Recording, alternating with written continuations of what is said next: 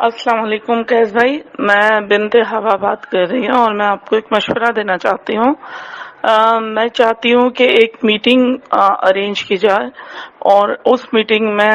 جو ہے وہ ان کو وکلا کو اور جو جج ہیں ان کو ایک کو جو وہاں 164 کا بیان وغیرہ دیتے ہیں وہ تمام یوٹیوبرز اور اقرار الحسن ان سب کو بٹھایا جائے اور بٹھا کے اور اس بات کو پوائنٹ آؤٹ کیا جائے اور اس بات پہ بہت زیادہ پریشر دیا جائے کہ جو 164 کا بیان ہے وہ اتھینٹک نکاح پر ہے، وہ جعلی نکاح پر اور اس پر نہیں ہے، اور اس پر ایکشن لیا جائے۔ 164 کے بیان میں فوراً بچی کو بھیج نہ دی جائے، بھلے ہی پیرنٹس کو نہ دیں لیکن شیلٹر ہوم میں بھیجیں، مگر وہ جو لے کر آئیں جعلی نکاح ان پر ایک دم بھروسہ کر کے ان پر نہ اس کو تصدیق کے لیے دیا جائے۔ یہ چیز ججوں کے بھی ذہنوں میں ڈال دی جائے کہ جو نکاح آپ کے سامنے آ رہے ہیں وہ جعلی ہیں اور وہ جو گینگ ہے اور یہ چھوٹی بچیوں کو بڑی بچیاں بتا کے ان کو پریشرائز کر کے بیان دلوایا جا رہا ہے اور آپ لوگ اس پر 164 کا بیان دے کے ان اغوا کرنے والوں کے حوالے کر دیتے ہیں، جس سے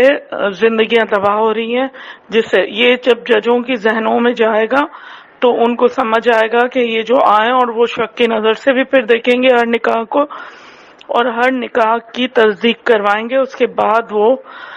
ان کے حوالے کریں گے کہ یہ اتھینٹک ہے یا نہیں ہے۔ ابھی اس کی انکوائری ہوگی، اس وقت تک یہ بچی شیلٹر ہوم میں رہے گی۔ پیرنٹس کو جب پیرنٹس کی غیر موجودگی میں بیان دلوایا جاتا ہے اور نکاح دکھایا جاتا ہے اور چلا جاتے ہیں وہ لوگ لے کے 164 کا بیان پہ ان کو بھیج دیا جاتا ہے، کیونکہ ججوں کی نظر میں اور پولیس کی نظر میں تمام میں یہ چیز آ جاتی ہے کہ یہ نکاح تو بھئی یہ نکاح ہوا ہے، ختم ہو گئی بات۔ لیکن یہ بات ان کو جھنجھوڑ کے ان کے ذہن میں ان کو باقاعدہ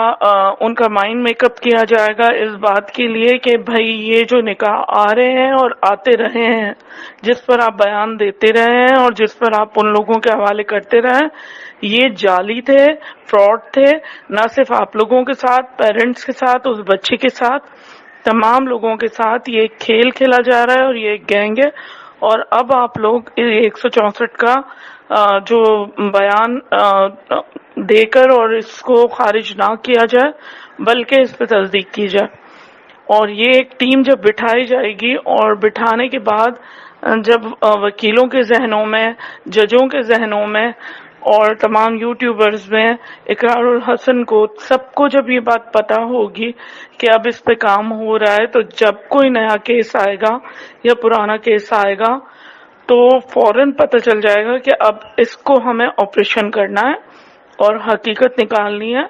اس بات کی کہ یہ اتھینٹک ہے یا نہیں ہے۔ اس کے بعد جج فیصلہ کرے، اس سے پہلے جج اس بچی کو جب وہ نکاح کے ساتھ لے کر آئے وہ کبھی بھی اس کے حوالے نہ کرے، وہ پہلے سے اس کا مینٹلی ججز وغیرہ کا مینٹلی پریپیئر ہوں گے کہ بھائی یہ ہم بیان ان کا سن کے اور ان کو دے تو دیتے ہیں لیکن اس کے پیچھے کہانی کچھ اور ہے، اس لیے ہم اس کو انڈر آبزرویشن رکھیں گے، اس کی پوری تصدیق کریں گے، اس کے بعد آپ کو بچی آپ کے حوالے کریں گے۔ ان دس پیریڈ یہ بچی جو ہے وہ شیلٹر ہوم میں رہے گی تاکہ پیرنٹس جو ہے وہ سکون میں آ جائے کہ وہ بچی ان کے حوالے نہیں کی گئی۔ اس کے بعد اس پہ کارروائی کی جائے، اقرار الحسن اس پہ کارروائی کریں، وکلا اس پہ کارروائی کریں اور یوٹیوبرز اس پہ کارروائی کریں، اور اس کے بعد سارے پروف اور ثبوتوں کے ساتھ یہ کورٹ میں پیش کیا جائے اور اس کے بعد جج فیصلہ کرے کہ کیا یہ بچی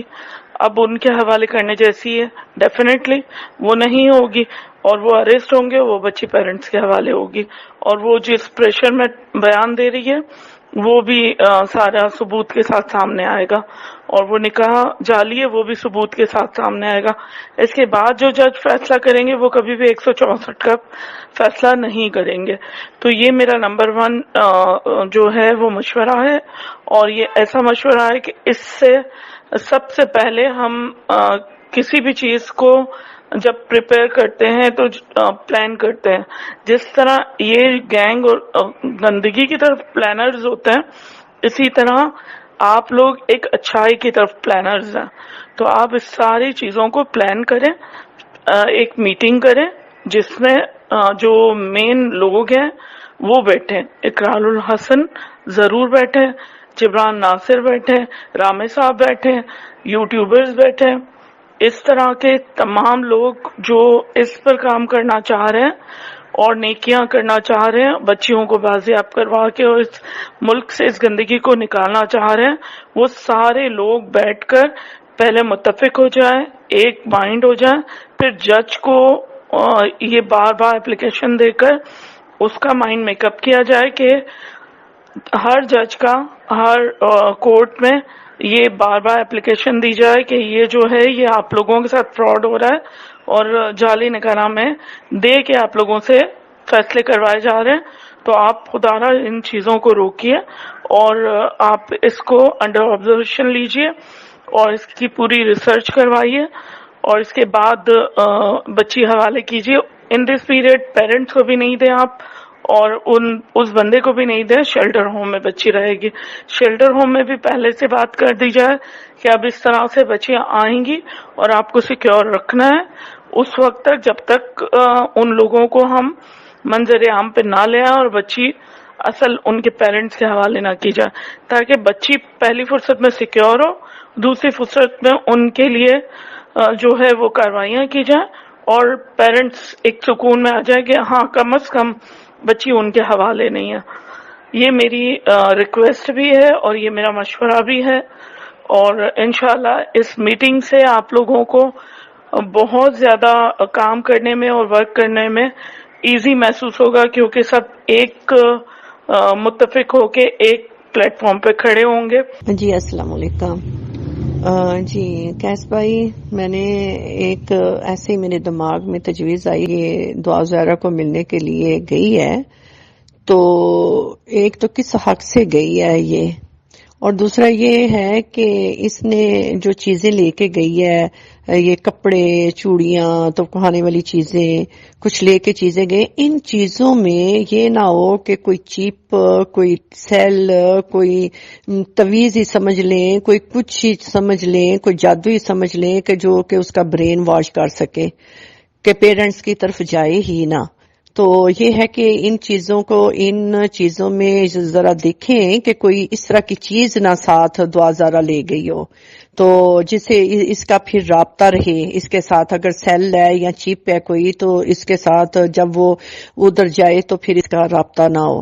कि वो उसका फिर ब्रेन वॉश करती रहे। तो ये जरा देखना बहुत जरूरी है कि चीजों में जो है कोई चीज ऐसी जो है ना दे दी हो दुआ ज़हरा को। अस्सलाम वालेकुम भाई, कैसे हैं आप? ठीक हैं,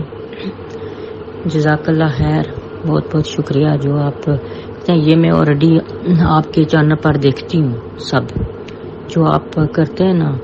जहाँ भी, तो मैं और ये सारे देखें। जज़ाकल्लाह, अल्लाह आपको खुश रखे, अल्लाह आपको सेहत तंदुरुस्ती दे। ये जो है भाई, एक बात बोलना चाहती थी कि ये तो बात उन हबीसों की, तो फिर हबीस की भी इंसल्ट हो जाएगी जी अगर मैं ये लफ्ज बोला, तो उनकी तो पैसे बनाने बैठे हैं थर्ड पार्टी, ना उनका दवा से कंसार ना दूसरे से कंसार, मिडिल में ना वो बोल रही उसकी मां नहीं आ रही, सारा कुछ नहीं आ रहा, तो उज़ैर की तो ये क्यों मिडिल में बैठकर अपने ठशे छोड़ते हैं, तो क्या क्या करते हैं। इनका ना देखो ना सुनो, ना इनको आगे से कोई जवाब दो, तो खुद बाखुद ही आपस में बैठकर तो अपनी जो है ना वो से बुले होते हैं, ड्रंक होकर तो आते हैं, तो उनको क्या पता कि क्या बोल रहे हैं, तो हमारे पास टाइम नहीं है इनका। तो आप ये करवा सकते हैं, मेहंदी भाई को भी बोलकर, वकील को, जबरान भाई को भी बोलकर, सबको। पहले तो सबसे बात यह है कि यहाँ भी इस तरह ही होता है कि बयान शयान तो नहीं होते, पहले उस बच्ची का सारा चेक हो कि इसकी बॉडी में कितने ड्रग हैं, क्या इन्होंने किया इसके साथ, ये सारे चेकअप हो, फिर उसकी साइकाट्रिस्ट चेक करें, काउंसलिंग हो, सब कुछ होकर फिर करें, तो फिर डॉक्टर जो बातें इससे पूछे रिकॉर्ड करती जाए, और इसके जो साइकाट्रिस्ट वाले वो अपनी इतबार में लेकर फिर बच्ची सारा बोल देगी कि वाकई आगे पीछे मेरा दुश्मन नहीं है कोई भी, अभी मैं सेफ एंड में हूँ। तो फिर ये बोलेगी कि किस तरह उठाया गया, किस तरह मुझे क्या क्या, ये सब बोलते रहे کیا کیا دیا. وہ تو آپ کو پتا ہی ہے کہ جی پیار کرتے تو ایسی جگہوں پر رکھتے. جگہ دیکھنی تھی نا, وہاں گندگی میں رکھا ہوا تھا نے اس بچی کو, تو نہ اس بچی سے کوئی پیار تھا. اس بچی کے حالات دیکھو, نہ کھانے کے, نہ لانے کے, نہ پینے کے.